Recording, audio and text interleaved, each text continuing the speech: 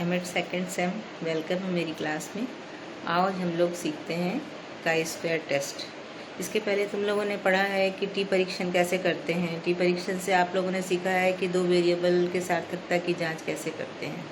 वो parametric statistics है। ऐसे ही क्वालिटेटिव एनालिसिस के लिए नॉन पैरामेट्रिक स्टैटिस्टिक्स का प्रयोग किया जाता है, जिसमें काई स्क्वायर का उपयोग किया जाता है। जैसे मैं एक उदाहरण आप लोग को बताती हूँ। एक अभिवृत्ति मापनी हमने एमएड के प्रशिक्षार्थियों के ऊपर प्रशासित करी। अब उसमें एक कथन है कि क्लास में आईसीटी का उपयोग करने से बच्चे जो हैं बहुत जल्दी सीखते हैं। अब इसमें 3 ऑप्शन दिया हुआ है, सहमत, असहमत और उदासीन। अब एमएड आप लोग क्या करोगे, उसमें इन तीनों विकल्पों में जिसकी जैसी एटीट्यूड होगा वो उसमें टिक लगाएगा। तो किस सहमत में कितने टिक लग रहे हैं, सहमत में कितने टिक लग रहे हैं, उदासीन में कितने टिक लग रहे हैं। तो टोटल नंबर ऑफ स्टूडेंट्स यदि 50 हैं तो अलग अलग अपने अभिमत से सब उसमें टिक लगाएंगे। तो यही वो फ्रीक्वेंसी होती है। सहमत में 10 बच्चों ने लगाया, जैसे मान लो असहमत में 25 बच्चों ने लगाया, उदासीन में कुछ बच्चों लगाया। तो उस कथन के प्रति इतने स्टूडेंट जो हैं उनका ये अभिमत है। यही आवृत्तियाँ हैं। तो इन्हीं आवृत्तियों की जो तुलना की जाती है, उनके जो वास्तविक अंतर की जांच की जाती है, उनके जो सार्थकता की जांच की जाती है, वो काई स्क्वायर के द्वारा की जाती है। तो काई स्क्वायर के द्वारा जो है जो फ्रीक्वेंसी की जांच की जाती है वो जैसे 2 प्रकार की हुई। एक तो आप लोगों ने जो टिक लगाया वो ऑब्जर्व फ्रीक्वेंसी हो गई, जो प्रयोग के बाद प्राप्त हुई है। और एक होती है एक्सपेक्टेड फ्रीक्वेंसी।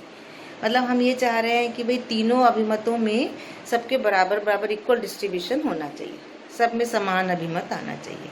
ये हाइपोथेटिकल ऑब्जर्वेशन होता है, ये हाइपोथेटिकल फ्रीक्वेंसी होती है। इसे हम कहते हैं एक्सपेक्टेड फ्रीक्वेंसी। तो काई स्क्वायर में एक्सपेक्टेड फ्रीक्वेंसी और ऑब्जर्व फ्रीक्वेंसी, इन्हीं दोनों की फ्रीक्वेंसी के मध्य में हम सार्थकता की जाँच करते हैं। और चलो आज हम एक एग्जाम्पल के द्वारा इसको सॉल्व करते हैं। प्रशिक्षार्थियों, हम देखते हैं कि काई वर्ग परीक्षण को हम एक उदाहरण के माध्यम से यहाँ समझेंगे। जैसा कि आप जान रहे हैं कि ये नॉन पैरामेट्रिक स्टैटिस्टिकल एनालिसिस होती है इसके अंतर्गत, और ये क्वालिटेटिव नेचर का होता है। काई वर्ग के प्रयोग के लिए हमें 2 फ्रीक्वेंसी की आवश्यकता होती है। मैंने पहले आपको बताया, ऑब्जर्व फ्रीक्वेंसी और एक्सपेक्टेड फ्रीक्वेंसी। ऑब्जर्व फ्रीक्वेंसी जो गणना से प्राप्त होती है, और एक्सपेक्टेड फ्रीक्वेंसी जो परिकल्पना के आधार पर बनाई जाती है। काई वर्ग का सूत्र होता है समेशन FO माइनस FE का होल स्क्वायर अपॉन FE। यहाँ FO क्या है? FO है ऑब्जर्व फ्रीक्वेंसी जो गणना से प्राप्त हुई है, और FE क्या है? जो एक्सपेक्टेड फ्रीक्वेंसी है। हमको जांच क्या करना है? हमको जांच ये करना है कि अवलोकित वितरण किसी परिकल्पना के आधार पर तैयार किए गए प्रत्याशित वितरण से सार्थक रूप से भिन्न है या नहीं। क्या FO और FE में जो अंतर है वो वास्तविक है या संयोग है। इसके लिए हम एक प्रश्न लेते हैं। अब इस प्रश्न को लेने से पहले हम ये आप जान लो कि काई वर्ग जो है वो 3 प्रकार से काई वर्ग स्क्वायर की गणना की जा सकती है। इसका उपयोग 3 प्रकार से होता है, समान वितरण की परिकल्पना के लिए, सामान्य वितरण के लिए और स्वतंत्र वितरण के लिए। आज हम समान वितरण देखते हैं। एक उदाहरण के लिए कि कक्षा 12वीं के बच्चे हैं, 78 बच्चे हैं, उन पर एक अभिवृत्ति मापनी प्रशासित की गई, और उसके एक कथन में जो प्रति उत्तर है उसमें कुछ आवृत्तियाँ प्राप्त हुई हैं। अब हमें ये जांचना है कि काई स्क्वायर की समान वितरण की परिकल्पना की गणना करें कि क्या कथन के प्रति उत्तरों में वास्तविक अंतर है। अब ये जो एक कथन है वो कितने विकल्प हैं? उसमें 3 विकल्प हैं, सहमत, उदासीन और असहमत। ठीक है, छात्रों के, और ये छात्रों के 3 ग्रुप उन्होंने अपने अभिमत दिए हैं, 3 समूहों के रूप में हमें यहाँ प्राप्त हो रहे हैं। अब हमें जैसा कि आपने सूत्र में देखा है कि हमारे पास 2 आवृत्तियों की आवश्यकता होती है, प्रेक्षित और प्रत्याशित। अब प्रेक्षित क्या है? प्रेक्षित जो हमने गणना से प्राप्त की है, जो हमने प्रश्नावली अभिवृत्ति मापने के माध्यम से प्राप्त की है, 26, 14 और 38, टोटल 78 हो गए। अब समान वितरण का क्या आशय हो जाएगा कि जो तीनों ग्रुप हैं, जो तीनों विकल्प हैं, वो तीनों विकल्प में जो आवृत्तियां हैं वो क्या होनी चाहिए? समान रूप से वितरित होनी चाहिए। तो 78 को हम तीनों ग्रुप में समान रूप से वितरित कर देंगे, 26, 26 और 26। टोटल आएगा 78। ठीक है, तो अब हमने निकाल लिया FO और FE। अब हम इसके बाद क्या करेंगे? अब इसके बाद हम करेंगे कि दोनों में अंतर निकालेंगे, FO और FE में अंतर निकालेंगे। देखो पहला स्टेप क्या है, हमको FE निकालना है, आवृत्तियों की कुल संख्या और सेल की संख्या। तो हमने निकाल लिया 26 26 26। ठीक है, अब हमको क्या निकालना है? FO minus FE। तो पहले ग्रुप में क्या है? 26 और 26 जीरो आता है। दूसरे ग्रुप में 14 ऋण 26 माइनस 12 आया, 38 ऋण 26 12 आया। ठीक है, यहाँ ये 3 कॉलम हैं और 2 रो हैं। याद रखेंगे आप कि आवृत्तियों के 3 स्तंभ हैं और 2 रो हैं। ठीक है, अगला है, अब हम क्या करेंगे? अगला स्टेप FO माइनस FE को होल स्क्वायर करेंगे। अब हमारे पास 0 है तो क्या 0 ही रहेगा, ऋण चिन्ह हट जाएगा, 12 का होल स्क्वायर करेंगे, 12 का स्क्वायर करेंगे, दोनों तरफ 144 144 आया। अब अगला स्टेप है FO माइनस FE का होल स्क्वायर बटे FE।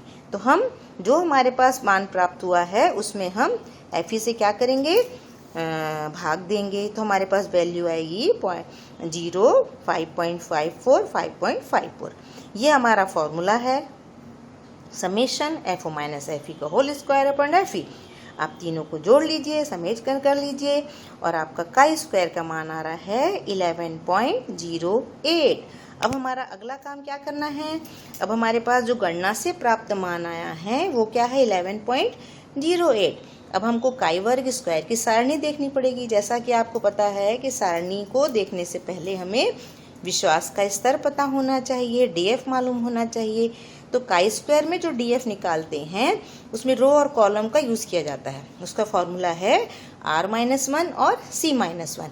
देखो R-1 C-1, रो भी यहाँ 1 है और कॉलम यहाँ पे 3 है।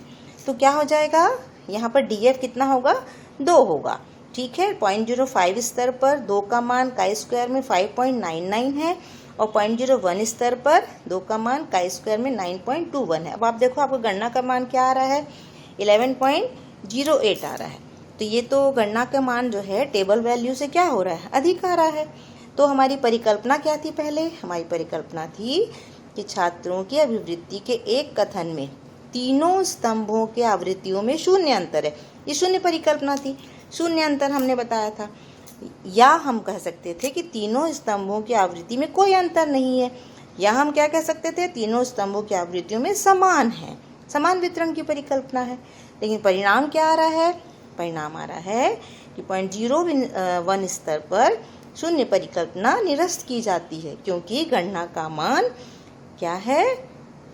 0.01 मान 9.21 से अधिक है। अर्थात छात्रों के प्रति उत्तरों में आवृत्तियों में वास्तविक और सार्थक अंतर है। निष्कर्ष क्या निकलेगा? अतः निष्कर्ष रूप में कहा जा सकता है कि छात्रों की राय तीनों प्रति उत्तरों में समान रूप से वितरित स्वीकार नहीं की जा सकती है, क्योंकि उनमें सार्थक अंतर है। तो इस प्रकार काई स्क्वायर के इस वैल्यू से हम समान वितरण की परिकल्पना को हल कर सकते हैं। इसके बाद हम सामान्य वितरण की परिकल्पना के प्रश्न को हल करेंगे।